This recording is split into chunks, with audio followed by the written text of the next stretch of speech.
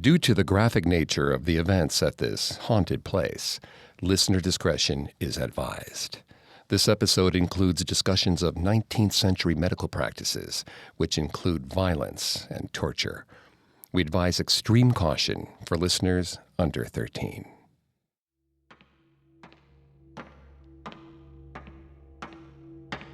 Ruby wanted to see one of the most haunted places in Australia. For weeks, she'd twisted her friend Clive's arm until he agreed to drive the 6 hours to Ararat with her. But Aradale Mental Hospital was a total bust. There were no ghosts walking alongside them, just a tour guide with a penchant for theatrical stories. She asked if they could go up to the isolation chambers in a last-ditch attempt to justify the trip before heading back to the little motor inn they'd seen on the way. Delightful, Clive had said. Just delightful. Sensing the tension between Ruby and Clive, the tour guide acquiesced. They left the parched white of the well-trafficked hallway behind, stepping across a dark threshold and into a dank, coal-black void.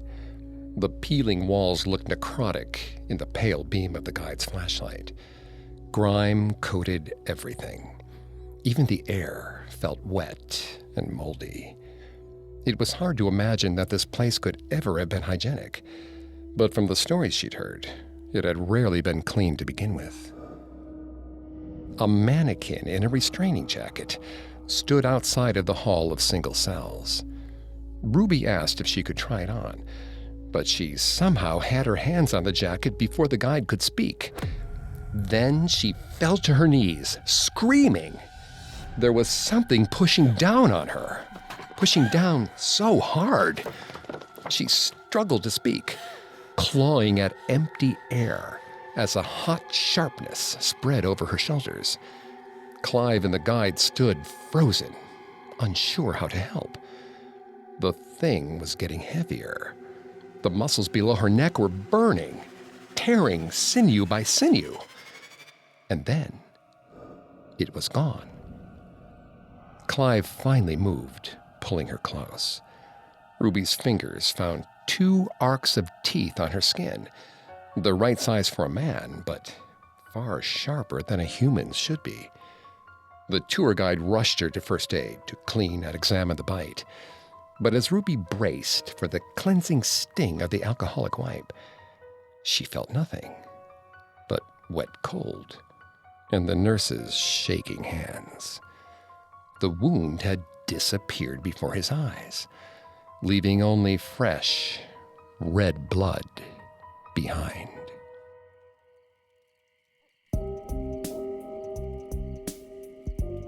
Welcome to Haunted Places on the Parcast Network. I'm Greg Polson. Every Thursday, I take you to the scariest, eeriest, most haunted, real places on Earth. This week, join me on a supernatural journey to Aradale Mental Hospital, the site of one of the darkest chapters of Australian medical history. To this day, it's haunted. At Parcast, we're grateful to you, our listeners. You allow us to do what we love. Let us know how we're doing. Reach out on Facebook and Instagram at Parcast and Twitter at Parcast Network. And if you enjoyed today's episode, the best way to help us is to leave a 5-star review wherever you're listening. It really does help us. We also now have merch. Head to parcast.com/merch for more information. Listen to more episodes of Haunted Places, as well as Parcast's other podcasts on your favorite podcast directory. We talk about the American Wild West, but at the height of the British Empire, Australia was the final frontier, and no frontier would be complete without a gold rush. In 1851, gold was discovered in the fields just above Melbourne, the capital of the Australian colony of Victoria.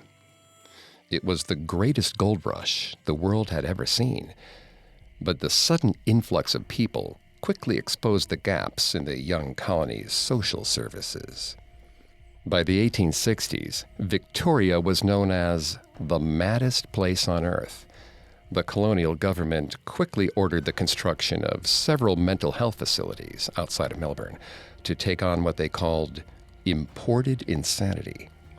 The grandest of these facilities was in Ararat, a small mining town 2.5 hours north of the now bustling city.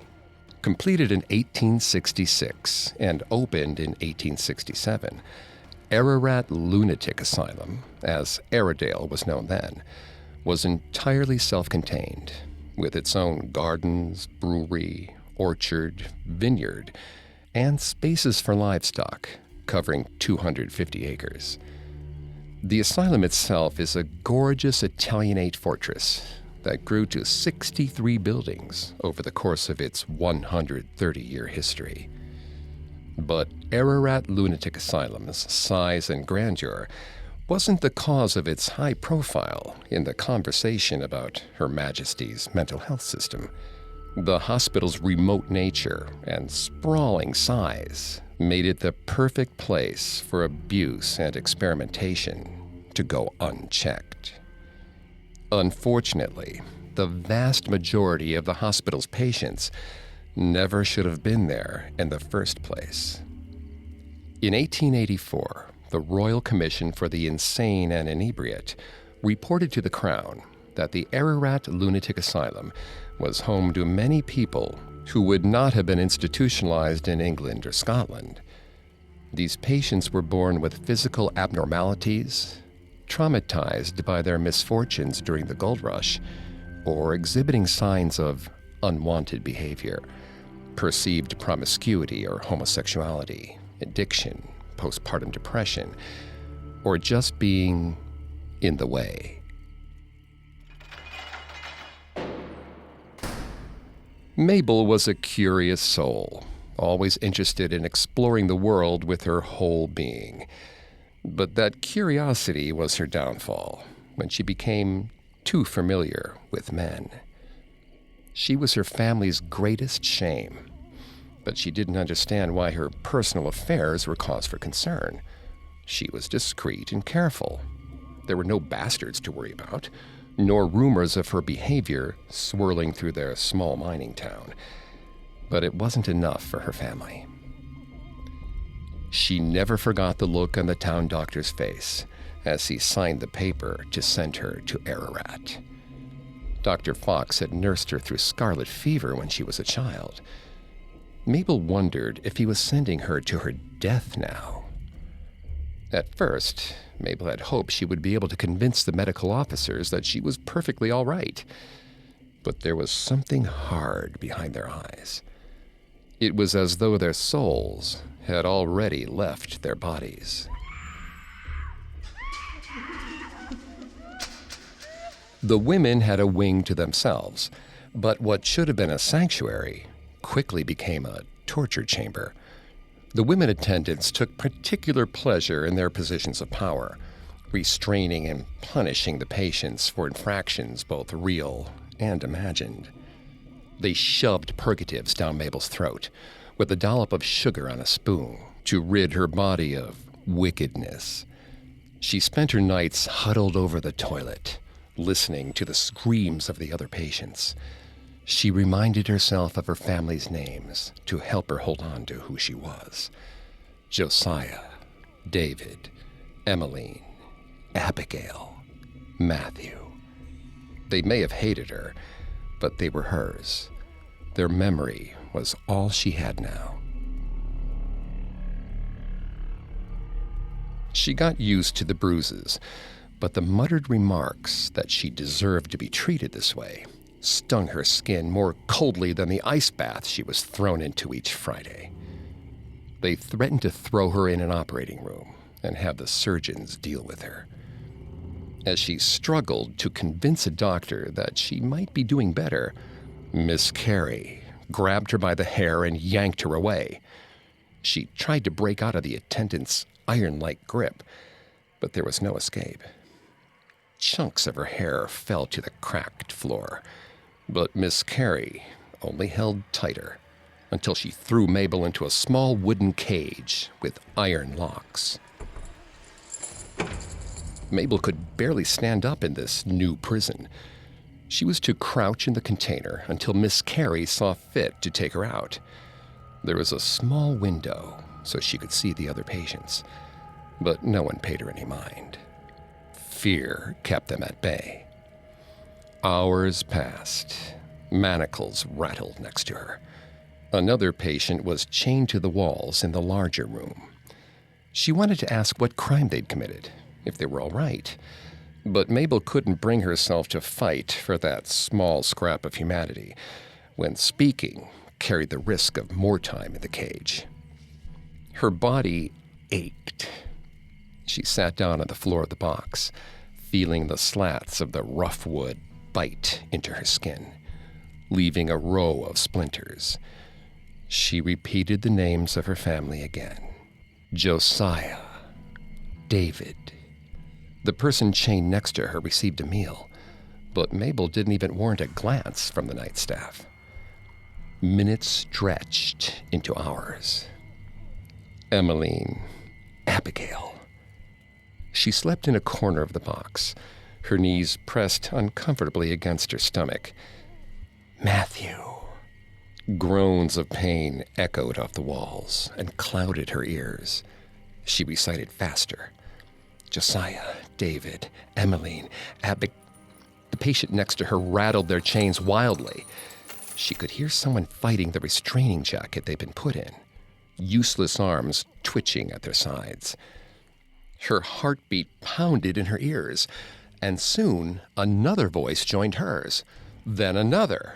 Josiah, David, Emmeline, Abigail, Abigail! She heard laughter and hooting. Abba!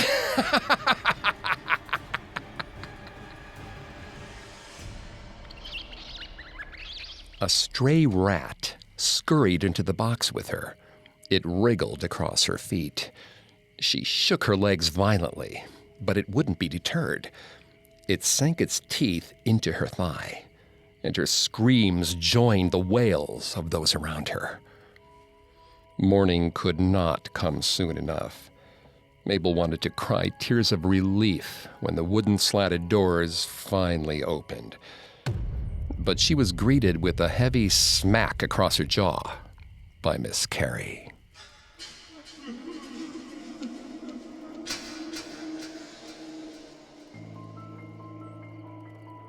For the next few days, Mabel was resigned to eating as the epileptic patients did, bread soaked in a tasteless broth. She couldn't open her bruised jaw wide enough to chew. She recited, Josiah, Emmeline, David. She'd forgotten someone, but she couldn't remember who. And yet she held out hope. She'd grown quiet, kept her head down. She'd even been assigned skilled work, mending and constructing uniforms for the staff. She spent a week sewing, nervously checking each stitch to make sure it was perfect. On the 8th day, Mabel sat down at her workstation, opened her bag, and found that all of her work had vanished. She asked the women around her if her work had somehow ended up in their bags, but there was no trace of it. Mabel felt her heart stop as Miss Carey entered the workroom for a supposedly impromptu inspection. With a wicked smile, she opened Mabel's bag and pronounced to the room that the fires of hell, Mabel's future home, had consumed her work. Mabel's blood turned cold. She would be blamed for the missing material. It would be a black mark in her case file, evidence that she wasn't ready to rejoin society and may never be ready to do so. She swallowed the scream in her throat. She would remain calm. She had to. She had to. Josiah, Emmeline, David. She tried to remember. Josiah, Emmeline, Dave. Miss Carey slapped Mabel so hard her ears rang. Josiah, Emmeline, David. Miss Carey screamed at her, called her a whore, a harlot, and a Jezebel. But Mabel could not hear them clearly. She nodded mildly. What else could she do? Josiah, Emmeline, David. Miss Carey grabbed Mabel by the shoulders and threw her to the ground. Josiah, Emmeline, David, Abigail. She'd forgotten Abigail. How could she forget Abigail? Mabel pushed herself up from the floor. Miss Carey smacked her again. Mabel's head hit the unforgiving ground, and black dots danced in her vision. She held in her frustration as it grew to full-blown anger. Josiah, Emmeline, David, Abigail. There was someone else missing. Miss Carey straddled Mabel's chest and brought her knees down, forcing the air from Mabel's lungs. She tried to cry out, but a wet wheeze escaped her lips. Mabel tried to remember what she'd been fighting for. She tried to think of her family's names. Josiah, Emmeline. But there was nothing but a high-pitched scream in her ear, the weight in her heart, and the relentless pressure on her chest. She could feel her bones bending under the weight of the attendant. The woman's smile had shriveled to pure disgust. Please, Mabel barely managed to squeak out. Please, Abigail, please, don't leave. And then the world went black. Mabel remembers it all now. She walks the halls freely, turning her face up to the harvest moon. She watches Miss Carey go about her work. It is all Mabel can do now. Watch and remember. Miss Carey pauses, feels the sudden cold where there's never been a draft. She feels a heaviness against her chest, and she remembers too. In 1876, mental patient Emma Riley told a Victoria Investigative Committee about the persecution and abuse she experienced at the hands of a woman attendant who remained completely unchecked by a disinterested and irresponsible hospital administration. The woman had nearly smothered her to death and had intentionally undermined her attempts to demonstrate her recovery from mental illness. The committee acknowledged Emma's testimony and commended her rationality, but Emma wouldn't be released from the hospital for another 11 years. If I had not been so roughly treated, she said, I think I might have gone away long before this.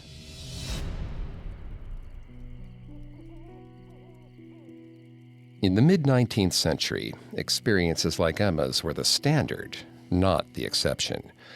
The massive need for staff at Victoria's new asylums meant that many of their attendants and aides had no medical experience of any kind, let alone any education in the treatment of the mentally ill.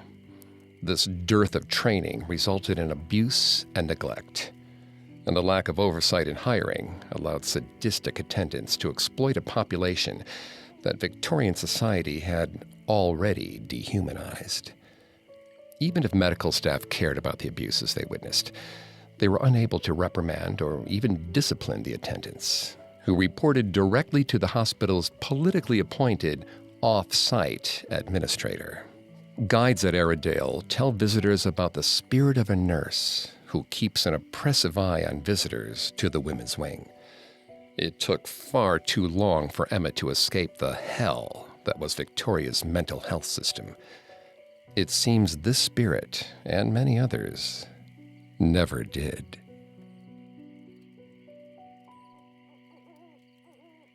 Coming up, we'll have more of the horrors that forever imprinted the Aradale Mental Hospital. Now, back to the story. In 1876, an undercover reporter who identified himself only as a vagabond began a series of reports on the horrifying state of the asylums in Victoria. He quickly cultivated an avid readership as hospital administrations hopelessly searched to find his true identity. The vagabond, who was later revealed to be an English Forward War correspondent named Julian Thomas, had finally confronted Victorian society with their failure to care for the mentally ill. Things changed. Accountability grew. Patients were getting better. Unfortunately, the system quickly slid backwards. In 1898, the percentage of mental illness recoveries and mental illness institutionalizations had dropped almost 25% in 20 years. What was worse, Emma Riley's statement that her institutionalization hurt rather than helped proved painfully true. Patients who spent longer than 12 months in Aradale showed a downward spiral in terms of lucidity. This could have been because Aradale's remote location gave its doctors the confidence to experiment with new techniques on resistant patients without bureaucratic interference. This lack of oversight emboldened one surgeon to try a daring and dangerous new treatment for his chronically violent cases: the lobotomy.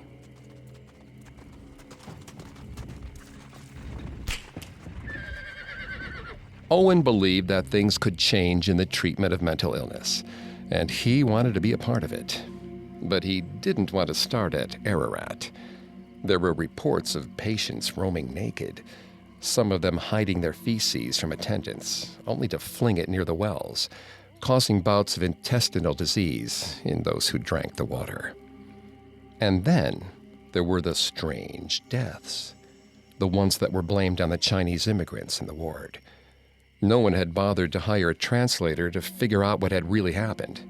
But Owen had agreed to follow his mentor, Dr. Piper, to the little town built around the massive fortress. Maybe with a new superintendent, the infamous institution would be better. Owen had done his best to steel himself, but he was still unprepared for the immensity of the structure. He saw a few patients standing idly near a low wall. He was comforted by the notion that some of his charges were feeling well enough to be outside unsupervised, with no fear of escape. But as he got closer, he realized the asylum had ha-ha walls. This ingenious and sinister architectural innovation resembled the standard low fence of a country estate as one approached. But when you crossed to the patient side, the ground sloped downward rapidly until it reached the wall, revealing the full and unassailable height of the fortification, a confinement that was only visible to the confined. Owen continued on through the great doors to the men's wing. A man with tawny hair and glazed eyes stood by the entrance, immobilized by long cloth tied at his neck and feet. Completely unnecessary chains were looped around his ankles. Owen felt his anger rising. The unfortunate patient's position suggested that the man had been placed here to frighten his fellows. There was certainly no alleviation of suffering. Owen hoped to speak to Dr. Piper as soon as he arrived, but he was quickly swept into rounds with a senior doctor on staff. The rounds were uninspiring, as the doctors treated their patients like barnyard animals rather than humans. Piper told Owen the first issue was overcrowding. Some patients had been in the asylum since it opened, and Piper refused to believe that they were incurable. He'd been following the work of a Swiss doctor who had developed a system of psychosurgery to assist patients who struggled with persistent hallucinations, paranoia, and violence. He hoped to lower the intensity with which his patients reacted to the world by removing parts of the brain that amplified their reactions. If done correctly, moods could be managed without any damage to the senses and cognition of the patient. The results were not particularly consistent, but in cases like the long-term residents of Ararat, it would be the first attempt at a new treatment. Owen was sure that any prospect of health and escape was the greatest kindness a physician could offer his patient. Owen studied case files and conducted interviews for weeks, looking for the perfect candidate. He found it in George James, the tawny-haired man who had greeted Owen his first day. George had been a patient of the hospital for the last 6 years and was prone to violent outbursts, resulting in frequent isolation and painful restraint for days at a time. Owen tried to sit down with George repeatedly, but the mix of his fear and hostility often prevented the conversation from going anywhere. Every now and then, though, George grew quiet. In these moments, he looked well, rational, horrified by what he'd done. He didn't want to be this way, he said. Owen told him they would help. He just didn't tell him how. Owen supplied George with his usual medical comforts, offering some more ale for good measure. When George was so drunk that he could no longer stand on his own, Owen had the attendants take him to the operating room. George tried to fight the men, but his movements were too slow. With ease, the attendants strapped him down to the table and then took their leave. George tried to move his head from side to side, but he only managed a small turn. Owen spoke softly to George, reassuring him. Dr. Piper instructed Owen to hold George's head between his palms as an extra precaution. They had to be precise in their work for both the patient's safety and the potential publication of their work. Owen could feel George trembling beneath his fingertips. The man was dripping with sweat, the moisture clinging to his own palms as George's fingers clenched on the table. George kept trying to jerk away, but Owen held firm as Dr. Piper inserted the rod into George's head through the orbital socket. Smooth, clean, as intended. George screamed in pain, and Owen had to brace himself against the operating table to hold him in place. He could see the rod moving around George's skull as Dr. Piper tapped at the front of the frontal cortex. Owen desperately wanted to look away from George's pleading eyes, but he forced himself to hold his patient's gaze, to assure him in his own quiet way that they were helping. George went still. Owen searched for a pulse with his few free fingers, but he couldn't find it over the loud beating of his own heart. George's eyes fluttered, ever so slowly, but whatever light had been in them before was gone now. Dr. Piper made a few more jabs at the area before sliding the rod back out again. It was coated in a glossy mixture of gray and white that looked nothing like the anatomical specimens Owen had examined at school. But George was still breathing, deep in fact, the even breath of sleep. Piper smiled at Owen and offered his hand for the younger man to shake. Owen did so, but he could not stop the tremor that had overtaken him. The attendants dragged George's limp body back toward one of the barrack-style cots. Owen had instructed that a chair be placed by the bed, but they ignored him. They knew not even Piper could discipline them. Owen dragged his own chair beside his patient and waited. Hours passed without incident. Owen's eyelids had started to droop when George's body began to convulse. Owen snapped to attention and checked George's restraints. Owen reached for the bromide he had on hand, hoping to sedate his patient until his body could stabilize. One of George's eyes opened and met Owen's gaze, As his body twitched, he kept his stare pinned on the young doctor. George's pupils dilated at an alarming rate, flooding the whites of his eye until the whole orb was filled with inky darkness. Owen could not look away. Just as soon as the motions had begun, they ceased. George's eyes closed again. His breathing slowed. Owen carefully opened one of the man's eyelids. Flecks of green and brown surrounded a perfectly normal-looking pupil.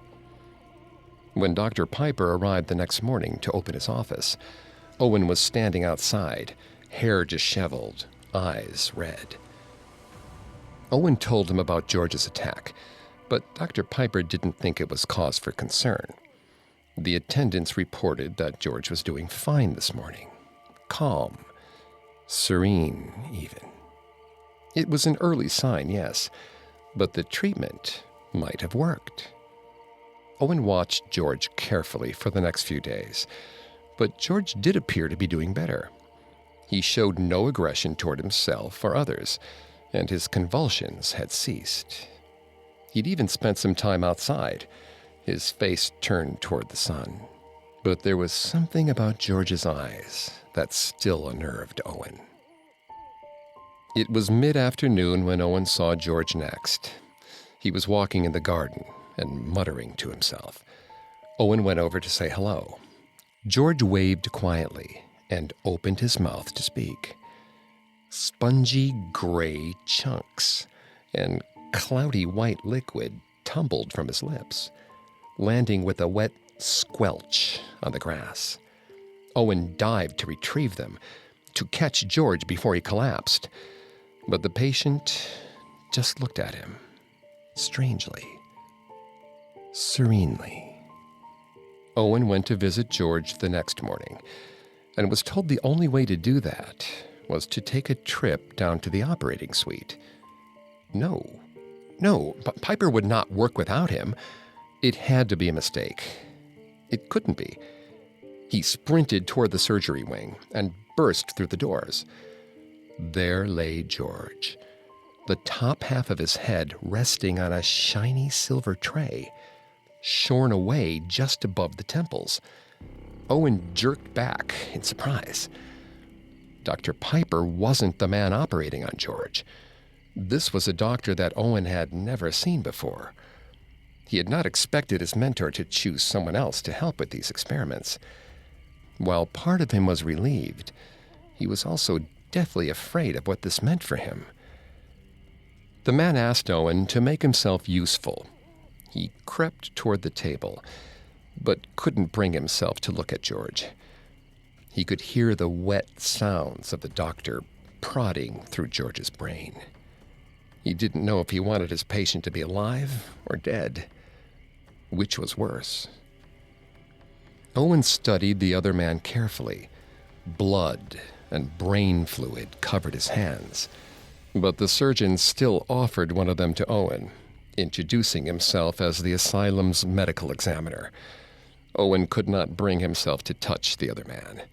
He could only stare at George's blood as it dripped from the examiner's fingers. The man gave a small shrug. Suit yourself, and went back to his work, sewing up a Y-shaped incision on George's torso. Owen stared at George's fingers, resting peacefully at his side. One of them twitched. It was the slightest of movements, but Owen saw it. And then his whole hand moved. Owen grabbed the hand in his own. The examiner regarded him with curiosity. Owen's voice trembled as he told the surgeon that George was alive. He'd seen it happen. The other doctor stifled a chuckle. Just a cadaveric spasm. Owen knew it was a lie. George was alive. They needed to put him back together before it was too late. He reached for the brain and tried to place it back on George's head, but the tissue was thick and slippery below his fingers. The folds had loosened, spilling over its intended seat. The surgeon began shouting, but Owen couldn't hear what he was saying. He felt someone tugging at his arms. An attendant wrestled the organ out of Owen's hands. They dragged Owen out of the surgical room and back through the halls of Ararat. They threw him into his office and locked the door behind them. After hours had passed, 2 attendants escorted him to a wagon. Dr. Piper looked on with a pained, disappointed expression as the medical examiner Owen had accosted rocked back and forth on his heels. Owen was to be taken to Kew to recover. As a patient. As a lunatic. No! He screamed. They didn't understand. George was alive. He was in pain.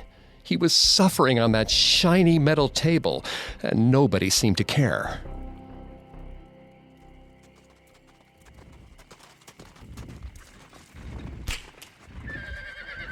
As they pulled away from Ararat, Owen took one last look at the Italianate battlements, the wall of windows.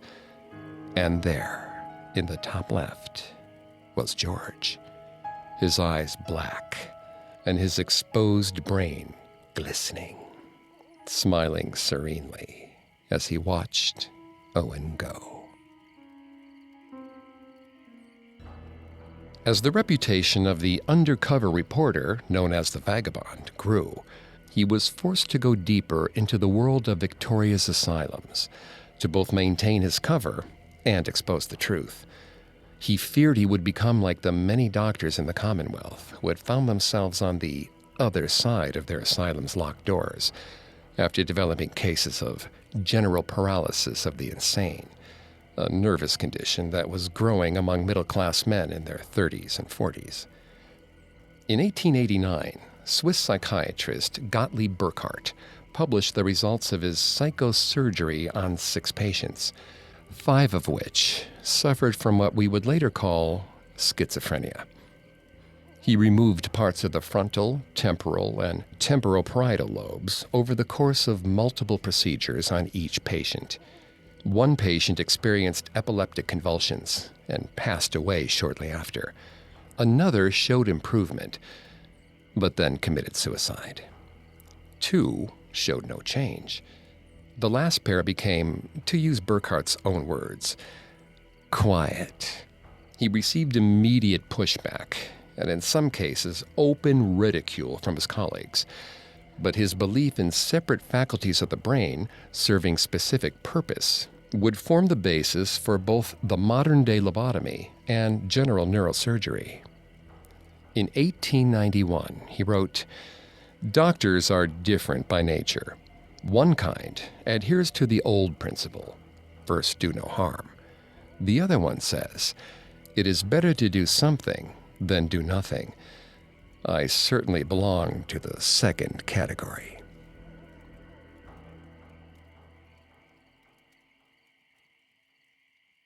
Coming up, we'll visit the haunting imprint left on the hospital to this day. Now, back to the story. At the peak of its operation in 1959, Aradale Mental Hospital housed approximately 900 patients and close to 500 staff. The term lunatic had fallen out of favor as both a medical term and in common parlance. The town held a contest to rename the hospital, and Mrs. Hanson, a local woman, coined the title of Aradale. By the 1970s, Aradale had begun to gain ground against its previous reputation. While it housed notable Australian criminals Mark Chopper Reed and Gary David Webb, it also integrated new treatment techniques and patient-focused treatments. Multiple generations of Ararat families served as staff at the hospital, and many residents of Ararat credit Aradale for the wider acceptance of disabled people in the town. But ultimately, the facility became either too expensive to maintain or too redundant in a changing paradigm of mental health treatment, depending on who you spoke to. Aradale Mental Hospital closed on December 10th, 1993. But that wasn't the end. Some of the many buildings are leased to the Melbourne Polytechnic School. The campus holds a 250-ton winery and teaches winemaking, marketing, and vineyard management. Yet many of the buildings lay empty, languishing in an economic drought as groundskeepers struggle to maintain the exteriors of the massive facility. The town pulled together to preserve J Ward and Aradale, forming the Friends of J Ward, who offer both day and night tours and overnight paranormal investigations for the brave. The Aradale tours were briefly shuttered in 2015 due to structural concerns, but the complex was reopened to guests in 2016. You'll have to get in quick if you want to participate in an overnight investigation. They're currently sold out until May 2019. Martin didn't frighten easily. The weed always helped with that. He told Kurt he'd be fine with staying overnight in the haunted hospital, as long as he could have a smoke first. Kurt stopped the car at the side of the long road to the asylum, letting Martin find his cool as the quasi-Venetian fortress loomed far off, blocking out a gray sky and already sinking sun. They were early, but Kurt had told him he'd wanted to see it in the day, to know what it was like when it was safe. A dark part of Martin laughed at the notion of an asylum actually living up to its name. He knew a person like him would never have been allowed to leave a place like this. "All right, let's go," Kurt said, and they piled into the car again. To Martin's confusion, they turned around, moving back toward Ararat proper. Was Kurt losing his nerve? Kurt laughed. "We're going to J Ward, the old jail." And the old jail, which had housed so many notorious criminals, was in the middle of town, right across from a park. It began with a ghost tour, tales of bigger-than-life criminals like Chopper Reed, who convinced an inmate to chop off his own ears so he could be transferred to the medical wing. Gary Webb, whose self-mutilation and violent outbursts were so severe that the Victorian government created a provision for preventative detention in 1990 to keep him off the street. They explored the hangman's gallows, the shower block, and exercise yards, tried to communicate with a German cook and a little boy in the old kitchen. The guide offered to let the guests try the restraining jackets. Kurt took a picture of a grinning Martin, his hands permanently forced into his pockets. It was all very dark, and Kurt was eating it up. Martin was happy Kurt was having fun, but was even happier when the guides brought them into the original dining hall for pizza. They started the guided investigation portion of the night. 3 hours of waving around spirit boxes, EMF meters, and thermal imaging cameras. Kurt said he didn't appreciate Martin's Ghostbusters references, but he smiled anyway. Then came the part that Martin had wanted the weed for, the sleepover in the original cells. The guide helped them set up their camp mats and sleeping bags, not commenting on how close together they'd put them. Kurt rolled onto his stomach, aiming his camera toward the hallway. Martin kept his eyes upward, watching the dark spots in the ceiling swirl into smiling faces. He heard Kurt breathing slow. The camera softly touched the floor. He turned to pack it away and tuck Kurt in, but then he stopped. The recorder Kurt had brought with him was still recording, the little red light shining in the dark, but it was facing the wrong way.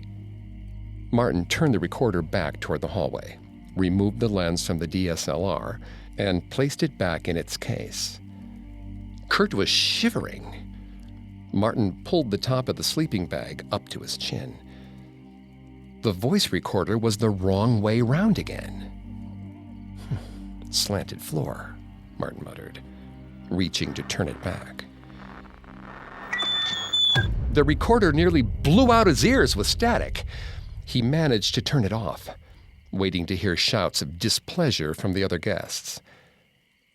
Nothing. Maybe they decided a ghost had done it.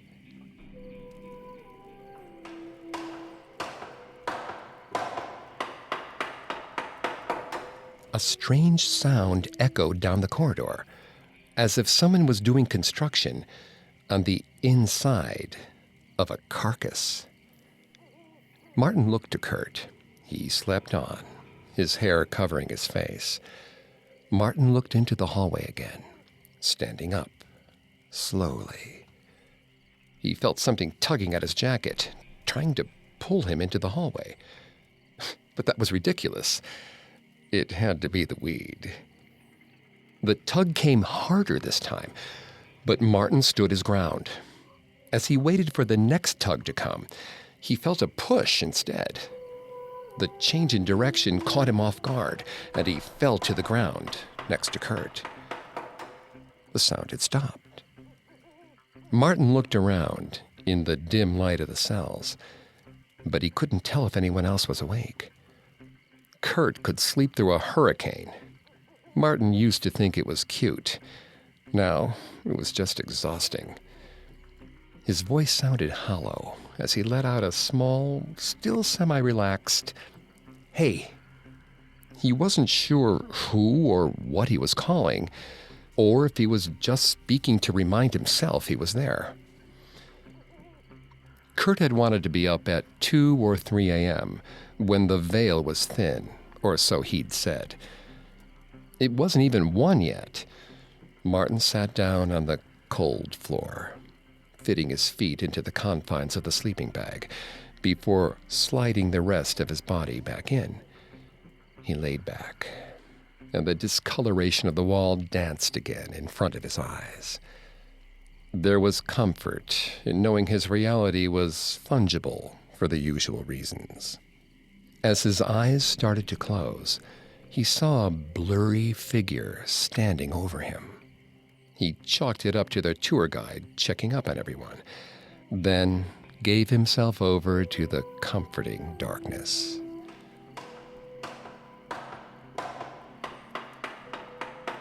Martin woke with a start. He didn't know how long he'd been asleep or what had woken him, but something had set his heart racing. He glanced around the room, but nothing was out of the ordinary. As Martin searched his pants for his phone, he felt something skitter across his leg. He held still. It scampered over his leg again. Then another. Then another. Soon his legs were trembling uncontrollably with the weight of whatever was inside his sleeping bag. His fingers shook as he unzipped the zipper slowly. In the dim light, whatever was on his legs looked like one large, writhing mass. As his eyes adjusted, he started to see the individual shapes.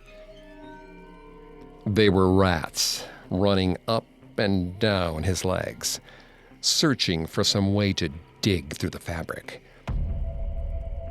He hadn't meant to scream, but he couldn't stop. He tried to stand up and felt their claws digging into his skin.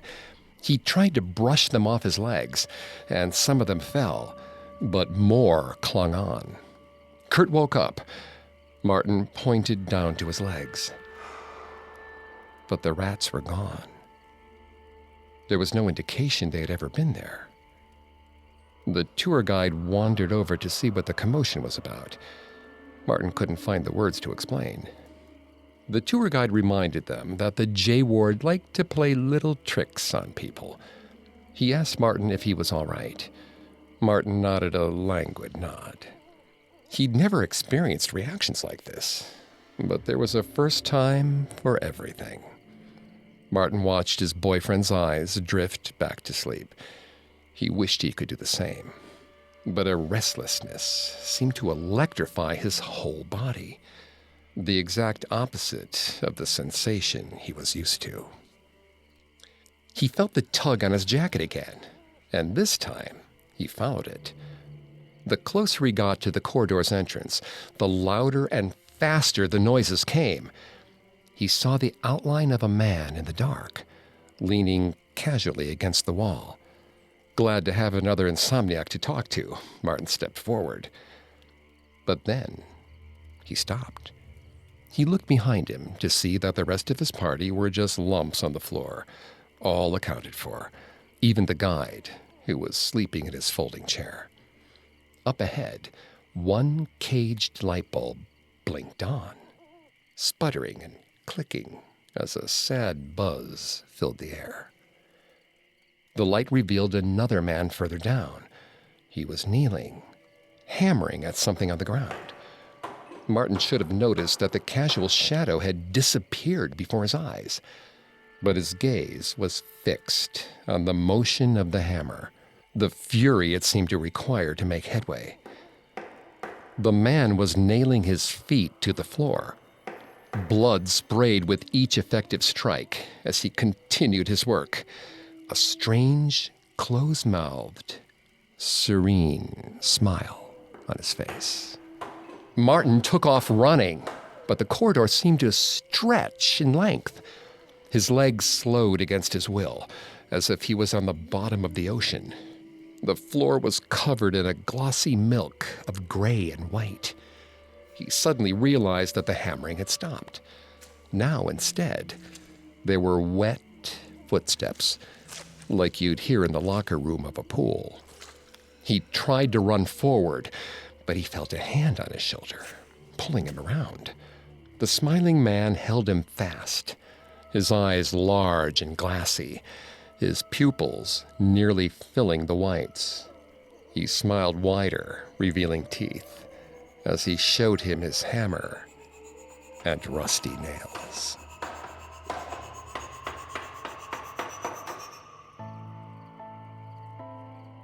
What is perhaps the saddest haunting of Aradale doesn't involve a ghost at all. Visitors and guides have reported seeing a small old woman moving about the grounds. They call her Margaret, and some people recognize her as one of the patients who was expelled from the hospital when it was closed in 1998. She had no other place to go. In 1876, Julian Thomas, otherwise known as the Vagabond, wrote, "Of the really insane, it may be said that they are denizens of very different worlds, each a terra incognita of cloud and darkness. They share with each other and with us the brute passions and instincts. But beyond that, we know nothing. We cannot solve their thoughts. That lies beyond us. Their bodies are here, but their souls, where? A change has passed over them, which science itself fails satisfactorily to explain. They are living, and yet dead." If you do make your way 2.5 hours north of Melbourne, be careful where you look, and be careful where you sleep. For so many, that sleep was fitful and terror-filled. Perhaps they do not mean to frighten you, but they are so very frightened themselves. They're trapped in cages of our own making, screaming to be let out. But it's the quiet ones you must really look out for they plan their dark schemes and wait in the shadows.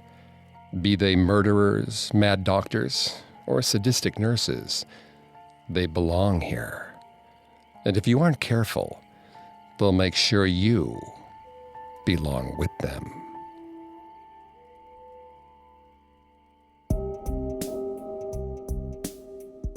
Thanks again for tuning into Haunted Places. We'll be back next Thursday with a new episode. You can find more episodes of Haunted Places, as well as all of Parcast's other podcasts, on Apple Podcasts, Spotify, Stitcher, Google Play, or your favorite podcast directory. Some of you have asked how to help us. If you enjoy the show, the best way to help us is to leave a 5-star review. And don't forget to follow us on Facebook and Instagram @Parcast and Twitter @Parcast Network. We'll see you next week. Haunted Places was created by Max Cutler. It is a production of Cutler Media and is part of the Parcast Network. It's produced by Max and Ron Cutler. Sound design by Kenny Hobbs, with production assistance by Ron Shapiro, Paul Mahler, Maggie Admire, and Carly Madden. Haunted Places is written by Lilda Ritter and Jennifer Richey. I'm Greg Polson.